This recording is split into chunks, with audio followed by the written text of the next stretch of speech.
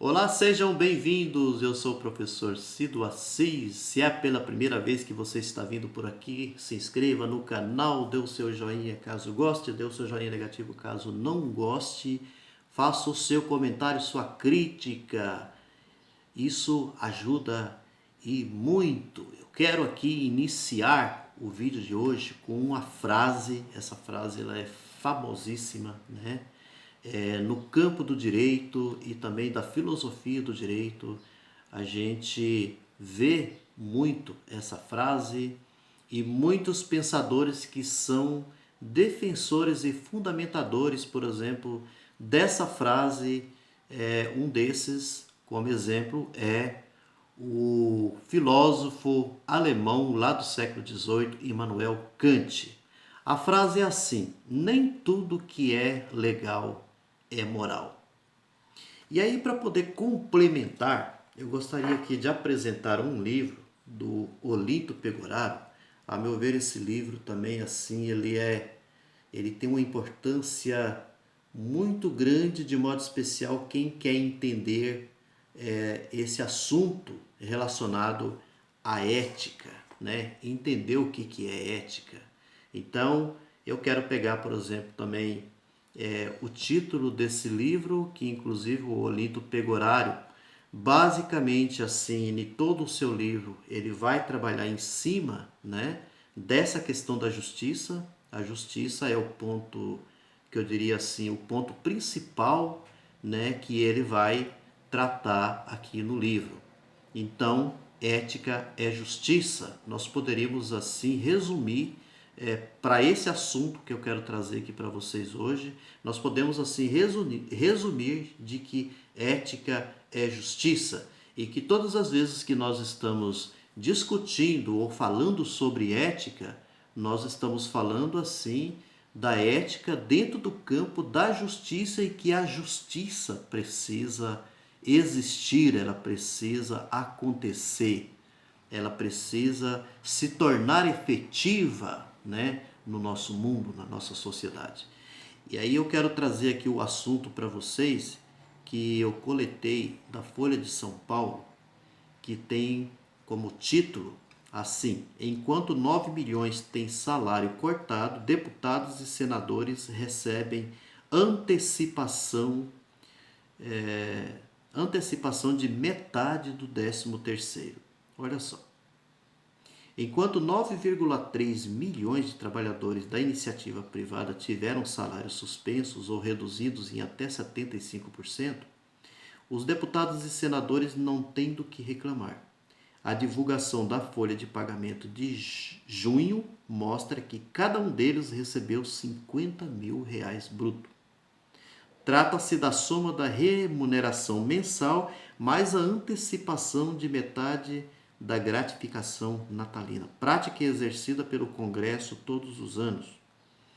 Nenhum benefício dos parlamentares sofreu alteração durante a pandemia. Por isso que eu comecei assim com essa frase: nem tudo que é legal é moral. Porque os próprios parlamentares, se você questionar eles justificam e com certeza vão justificar que eles estão dentro da lei.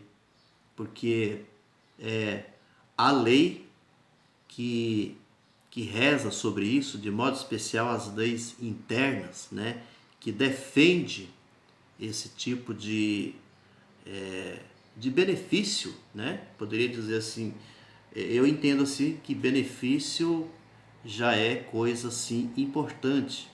Aqui eu quero tratar mais assim não como um benefício, né? Mas como privilégio. Talvez seria um termo assim mais correto para a gente poder usar aqui. Privilégios, né? E em cima desses privilégios há exageros, né? Há injustiça sendo praticada aí. O que acontece? De modo especial nesse período da pandemia, nós sabemos assim que muitos trabalhadores, né, no Brasil, não só da iniciativa privada, porque aqui está falando da iniciativa privada, né, de trabalhadores da iniciativa privada, que são em torno de 9,3 milhões, que tiveram seus salários né, reduzidos. Ou alguns tiveram, inclusive, o salário suspenso, né, por causa da pandemia. Mas nós temos aí, já saiu inclusive dados de pesquisa sobre o aumento do desemprego, que também é um fator também assim muito forte, né? Que durante a pandemia esse aumento do desemprego tem assim crescido, né? Cada vez mais e vem assim de uma forma crescente. E uma outra questão também diz respeito ao funcionalismo público, né? A gente sabe assim, o funcionalismo público que eu quero dizer do executivo. E desses aí, de modo muito especial, nós temos aí os professores, que vêm assim sofrendo e têm sofrido assim muitas penalidades de modo especial nesse período da pandemia. Vocês querem ver uma coisa? Quando se trata de professores, professores contratados ou professores interinos, né? Que a gente sabe assim que em muitas escolas do ensino básico e também universidades que até dispensaram, né, professores, ou muitos tiveram os seus salários cortados, né, porque nós tivemos aí o momento da pandemia e com essa justificativa de que esses professores estariam parados, né, sem atividade, sem trabalho. E não apenas os interinos, mas eu ouvi dizer também que em alguns casos, em alguns lugares, também professores efetivos sofreram essa mesma penalidade. E vocês querem ver uma coisa também que vem acontecendo agora, nesse período da pandemia? É a reforma da Previdência, né, em boa parte dos estados do Brasil. Mato Grosso, nós já estamos passando por isso. E aquela história assim que vamos deixar a boiada passar, então a boiada está passando mesmo, né? Durante a pandemia tem acontecido assim a votação, por exemplo, da reforma da Previdência, e essa reforma que ela não tem assim nada de interessante, nada que beneficie, por exemplo, o funcionalismo público. Além do mais, tivemos aí o aumento da alíquota, né, que aqui no Mato Grosso é de 11%, que é o desconto previdenciário, por exemplo, do Estado, que passou agora para 14%. Então vejam só, eu estou aqui falando de forma muito rápida a situação que a maioria da população brasileira passa e de repente os deputados eles têm esse privilégio, né? Continuam com esse privilégio e a coisa fica por isso mesmo. Esse tipo de situação, dentro do campo da ética e da moral, nós podemos dizer que é antiético e imoral, totalmente imoral. Aí eu queria chamar a atenção, inclusive até para poder terminar aqui o vídeo, eu queria chamar a atenção de você que foi para as ruas, você que deu todo o grito, né? Que inclusive apoiou, se não foi para as ruas, se não deu o seu grito, pelo menos apoiou. Um exemplo assim, o fechamento do Congresso, o fechamento do STF, né? Que deu o seu grito, né? O que todos os dias fala, por exemplo, contra os deputados, contra os senadores, que são todos ladrões, né? Que é uma roubalheira danada. Eu queria saber agora, nesse momento, se você também vai dar o seu grito contra os privilégios.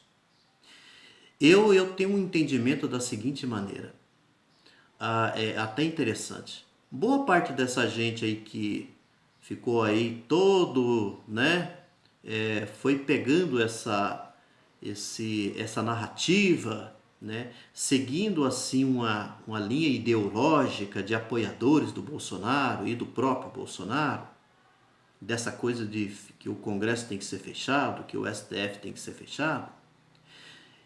Eles só fazem isso no momento em que alguma coisa, por exemplo, afeta o presidente, né? Afeta o presidente. como é o caso do STF, que vão sempre dizer assim que está perseguindo o presidente, né, de decisões que são tomadas contra o próprio presidente, contra os seus filhos, e a gente sabe do que se trata, né, de acusações graves de crimes que essa gente, né, tem cometido e vem cometendo no mundo da política. E também eles têm assim esse grito todo para poder fechar, por exemplo, o Congresso, quando tem assim votações importantes, né? Votações que que esbarra, né? Que esbarra com aquilo que o presidente pensa, né? Com por exemplo, com projetos, né, projetos que são propostos pelo presidente e que de repente o Congresso é contra, né, essas propostas. Então, por causa disso, pedem o fechamento do Congresso. Eu quero ver pedir o fechamento do Congresso, que não sou a favor dessa história do fechamento de Congresso, porque não é isso que se trata aqui, mas eu quero ver assim qualquer movimentação, qualquer mobilização, manifestação de rua contra os privilégios. Esses privilégios que continuam. Privilégios que o próprio presidente da República ele vai dando sustentação, por exemplo, a esse privilégio. Privilégios porque quando a corda pesa para o lado dele, igual agora com relação ao impeachment, ele compra deputados, né? Isso já está mais do que comprovado. A compra de deputados já tem acontecido na época da reforma da Previdência e continua acontecendo. Então eu quero ver, eu quero esperar se vai haver alguma reação com relação a esse tipo de situação, por exemplo, que eu estou colocando aqui hoje. Até uma próxima vez, obrigado por hoje.